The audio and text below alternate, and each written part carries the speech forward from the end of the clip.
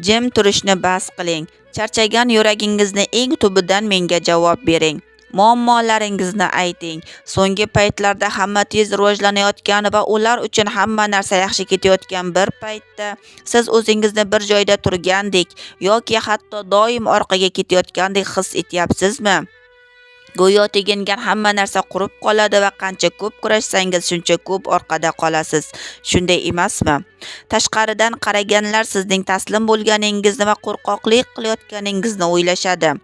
Aslida siz juda yaxshi bilasizki, siz shunchaki ulkan ko'rinmas devor qurishdan charchadingiz. Agar bu ovoz qarshingizda paydo bo'lsa, bu tasodif emas.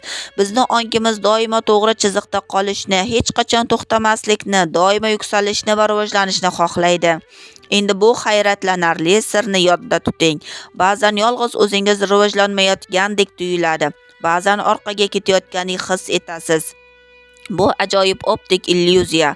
Chunki o'q nishonga yetishi uchun avval kamon tortilishi kerak, ya'ni o'q orqaga tortilishi kerak.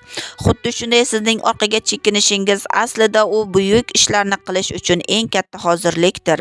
Siz orqada qoldim deb o'zingizni hisoblaganingizda u qudrat ila sizni o'sha ulkan yoyning ustida kamonda aynan tortmoqda.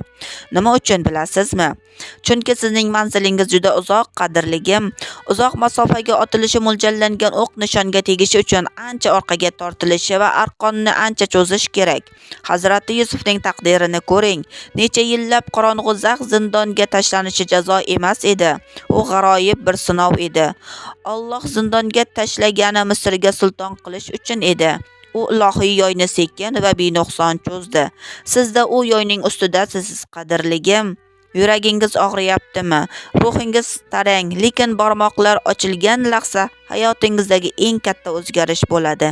Endi sizdan juda muhim bir iltimosim bor. Agar bu so'zlarim endi qonayotgan yuragingiz uchun malhamga aylangan bo'lsa, kanalga obuna bo'ling va like bosib, boshqalar uchun ham yetib borishiga sababchi bo'ling.